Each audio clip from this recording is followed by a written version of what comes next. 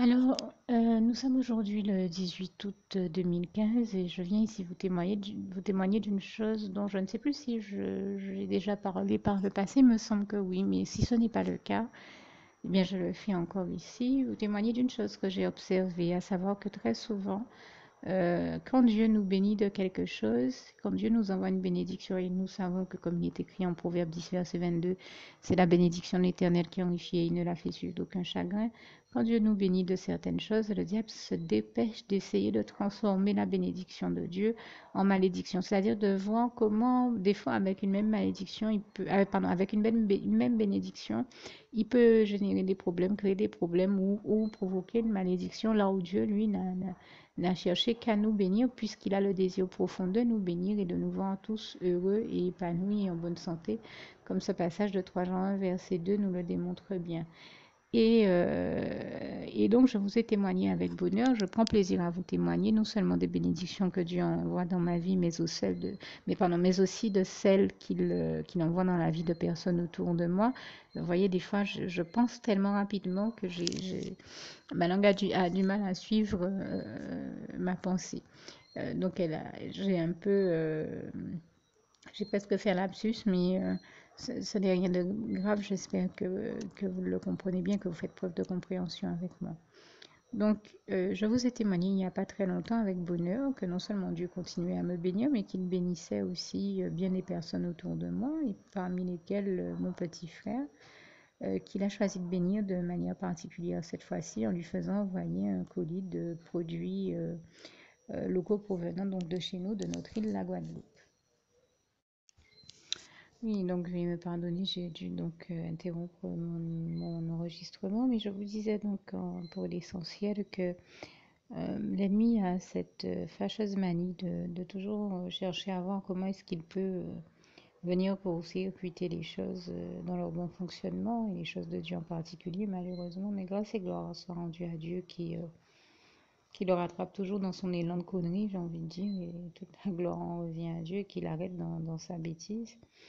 Et j'en ai vu encore la réalité sous mes yeux ces jours-ci, puisque je peux vous le dire, je sais vous l'avoir déjà témoigné, dès que je prends le temps de me mettre en jeûne et prière ou de faire des témoignages de la gloire de Dieu, eh bien l'ennemi fait toute espèce de choses pensables et imaginables pour essayer de m'arrêter dans mon élan, puisqu'il ne supporte pas que la gloire de Dieu soit démontrée, et c'est valable avec beaucoup d'entre nous, enfants de Dieu. Dès qu'il sent que nous allons rendre grâce et gloire à Dieu sur un sujet ou sur un autre, comme il ne supporte pas que la gloire de Dieu soit démontrée, il essaie de nous arrêter et de nous empêcher de témoigner de la gloire de Dieu d'une manière ou d'une autre. Il essaie vraiment tout ce qu'il peut bien essayer pour nous faire arrêter de témoigner de la gloire de Dieu ou nous empêcher d'y parvenir. Ça prend toute espèce de forme. Et cette fois-ci, bon, comme il a déjà essayé pas mal de choses ces temps-ci et que tout ça ne fonctionne pas trop bien, l'un des coups assez récurrents que je le vois faire, c'est, comme il sait que j'utilise l'ordinateur chez moi, mais c'est prétexter que toute espèce de personnes ont besoin d'utiliser mon ordinateur. Et je vous assure, à ce moment-là, dès que je dois témoigner de la gloire de Dieu, qu'il se met à faire comme si ma maison était une espèce de cybercafé ouvert à tout un chacun. Et comme si, en fait, il faudrait que, par exemple, on fasse toute espèce de travaux sur l'ordinateur pour toute espèce de raison, sauf bien entendu pour démontrer la gloire de Dieu. Vous voyez un peu le genre d'imbécilité qu'il essaie de produire chez moi. Il essaie, chaque fois je vous dis que je me mets en jeûne et prière et que je prends le temps de témoigner de la gloire de Dieu, il essaie diverses stratégies avec diverses personnes pour essayer d'une manière ou d'une autre de faire que je ne parvienne pas à témoigner de la gloire de Dieu. Et alors, eh bien, ces deux dernières trouvailles de ces jours-ci, ça a été d'utiliser ce fameux colis que Dieu a envoyé en bénédiction à mon petit frère euh, pour voir s'il arrivait à m'empêcher de témoigner. Alors, je vais essayer de vous expliquer comment nous sommes là aussi, bon nombre de personnes à témoigner que très souvent ils s'amusent à retarder ou à dévier l'arrivée des colis ou à les dévier de leur itinéraire prévu à la base pour emmerder les enfants de Dieu, pour provoquer des retards ou des problèmes dans l'acheminage des bénédictions que Dieu leur envoie, pardon, l'acheminement des bénédictions que Dieu leur envoie, et en l'occurrence, eh bien, il s'amuse à faire ce genre de choses-là. Et ce qu'il a fait cette fois-ci, c'est qu'il a fait en sorte que le colis qui est parti pour mon petit frère avec ses bénédictions ne suive pas l'itinéraire qu'il était prévu qu'il suive.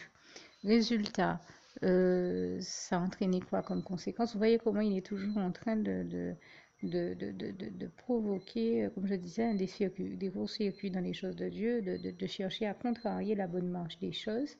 Et vous pouvez être à peu près sûr qu'il a dû aveugler l'une des personnes qui était chargée de placer le colis sur la bonne file ou quelque chose de ce genre-là pour que le colis se retrouve dans la mauvaise file et donc à prendre la mauvaise direction plutôt que la bonne. Résultat, le résultat qu'il espérait de tout ça, c'était en l'occurrence que le colis se retrouve à être sur la mauvaise voie au lieu de la bonne, comme il fait avec certains êtres humains. Il est toujours en train d'essayer de les dévier, de les détourner de leur itinéraire et de leur destinée, de l'itinéraire que Dieu a défini pour eux, et de la voie de Dieu, la bonne voie, pour les amener dans la mauvaise voie, et donc sur la voie des ténèbres et de l'enfer, puisqu'il essaie d'entraîner avec lui le maximum de personnes en enfer. Le Seigneur Jésus nous a d'ailleurs averti de qui il est, quelles sont ses œuvres et dans quelle dynamique il est en Jean 10, verset 10 à 11 et en Jean 8, verset 41 à 47. Et donc là, c'est exactement la même stratégie, le même procédé, sauf qu'il ne s'agit pas d'une vie humaine, mais par la grâce de Dieu, mais d'un colis. Et donc, il a fait en sorte que ce colis soit dévoyé et se retrouve sur la mauvaise voie et non sur la bonne, ou sur la mauvaise file également. Et qu'est-ce que ça a donné comme résultat? Celui qui l'escomptait, à savoir qu'on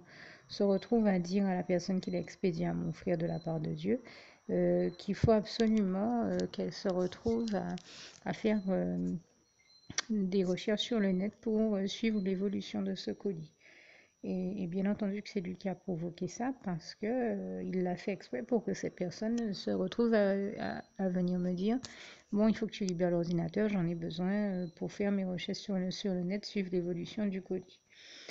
Son but était donc de court-circuiter mon travail pour que pendant ce temps-là, bien, je ne puisse pas témoigner de la gloire de Dieu ou que je ne puisse pas continuer à rédiger des panneaux indicateurs de la volonté de Dieu et que ça me retarde dans mon travail.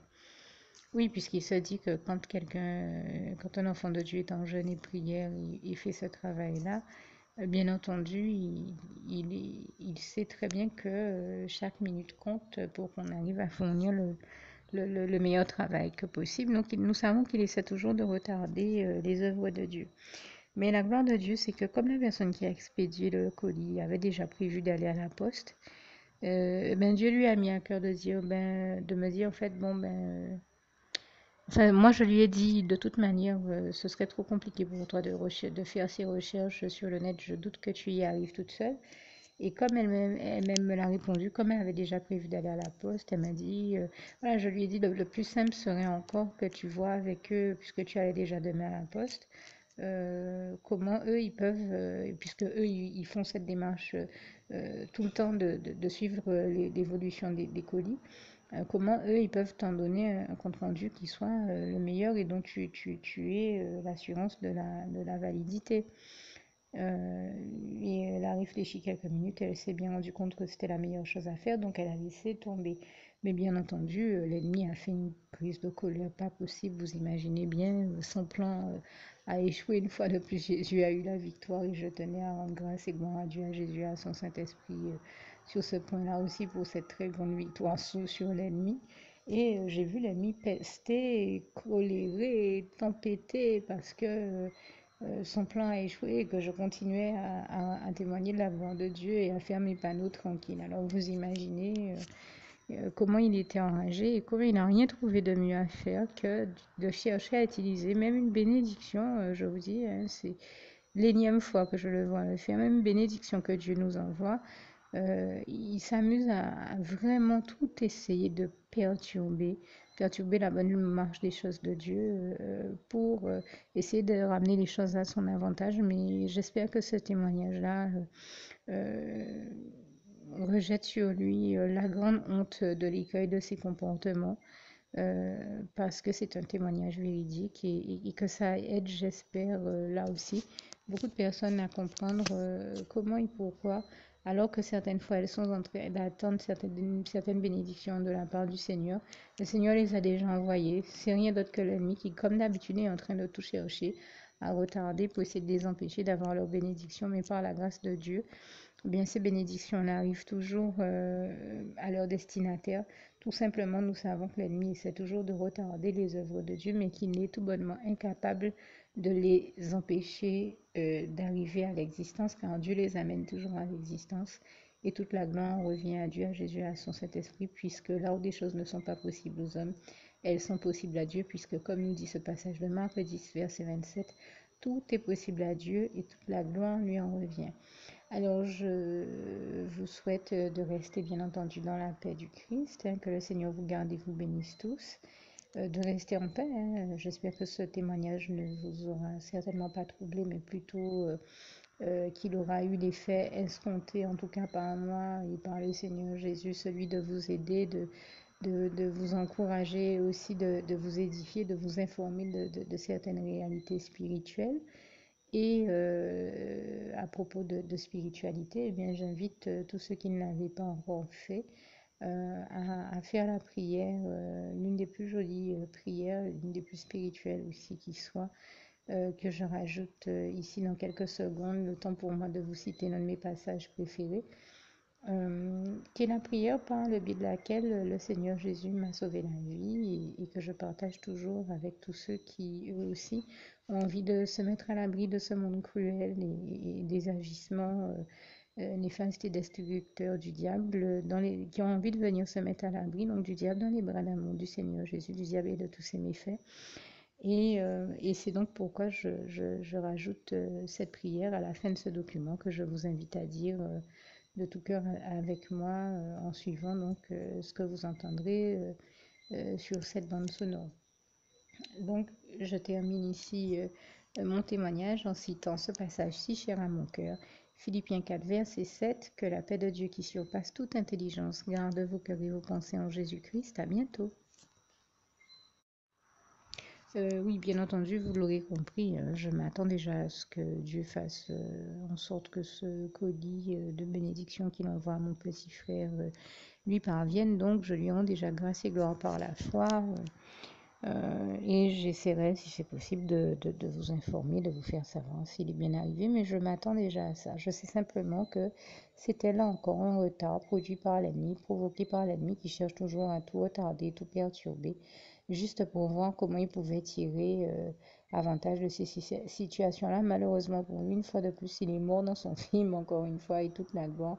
On revient à Dieu, à Jésus, à son Saint-Esprit, que je remercie et glorifie ici vivement, vraiment. Merci Seigneur, quelle magnifique victoire, louange, honneur et gloire à toi. Merci Seigneur. Alors, nous sommes aujourd'hui le 19 août 2015 et chose promise, chose due, je vous avais dit que je vous ferai savoir euh, quand le Seigneur... déjà, j'ai commencé par dire que je rends grâce et gloire à Dieu, que je m'attends à voir faire parvenir ce colis à mon petit frère et que je vous ferai savoir à quel moment il est arrivé. Eh bien, aujourd'hui, nous avons reçu un appel de lui qui a confirmé qu'il a reçu le colis de la part du Seigneur aujourd'hui même, alors que je vous disais ça hier. Donc, c'est fait. Le Seigneur Jésus a eu Dieu, Jésus, son Saint-Esprit et toute la gloire lui en revient encore. On revient à Dieu encore une fois. Eh bien, Dieu a eu une fois de plus une très grande victoire sur l'ennemi parce qu'il a, malgré la déviation qu'a entraîné l'ennemi de ce colis, Dieu a réussi à faire l'exploit de réussir à le faire acheminer au bon destinataire, à savoir mon petit frère, et de faire arriver ce colis à bon port.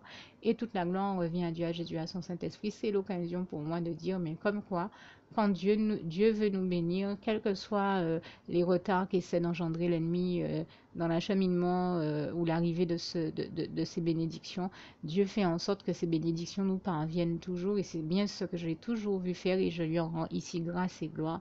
C'est pour ça que ce passage de Proverbe 10, verset 22, si cher à mon cœur, c'est la bénédiction de l'Éternel qui enrichit et il ne la fait suivre d'aucun chagrin. Et je lui rends vraiment grâce et gloire pour ça. Vraiment, toute la gloire en revient à Dieu, à Jésus, à son Saint-Esprit. Mais j'avais tenu tout simplement à vous informer que, tout comme annoncé et tout comme je vous l'avais promis, j'avais promis que je le dirais si le Seigneur faisait arriver ce colis. Il est bien arrivé, comme je m'attendais déjà à lui et c'est bien pourquoi je lui rendais déjà grâce et gloire par la foi. Et voilà, une fois de plus, je le confirme. Tout ce que Dieu dit, il le fait. Dieu fait vraiment tout ce qu'il dit. Il tient toujours toutes ses promesses. Et je l'en remercie et lui en rends grâce et gloire encore ici. Merci Seigneur, je t'aime et nous t'aimons, nous tous tes enfants. Louange, honneur et gloire à toi Seigneur. Juste une petite précision pour tous ceux qui ne sont pas encore, qui n'ont pas encore choisi la meilleure des options qui soit, qui est celle d'aller se placer, de faire le choix à soi-même, d'aller se placer dans les bras d'amour de Jésus-Christ, pour se mettre à l'abri de ce monde cruel. Eh bien, je partage avec vous la prière par le biais de laquelle on y accède. Et commence par vous rappeler également ce passage de Jean 14 verset 6 où il est écrit que Jésus-Christ est le chemin, la vérité et la vie. Nul ne vient au Père, Dieu, sans passer par le Fils Jésus-Christ, bien sûr. Je le dis à ma manière, vous regarderez comme il est actuellement écrit dans vos Bibles là encore. Et donc, n'hésitez pas à ouvrir vos cœurs à Dieu, à Jésus, à son Saint-Esprit, à être sincère avec lui et à lui adresser la prière qui suit, à lui dire tout simplement, Éternel mon Dieu, Seigneur Jésus-Christ, moi, un tel, vous dites votre nom et votre prénom, je t'accepte aujourd'hui comme mon sauveur personnel, le seul maître et roi de ma vie. Je remets toute ma vie entre tes mains puisqu'elle t'appartient, Éternel mon Dieu, puisque tu l'as créée, cette vie. Donc tu en es donc le seul maître et propriétaire comme de tout ce qui existe dans tout l'univers. Je remets donc toute ma vie entre tes mains, je te la donne.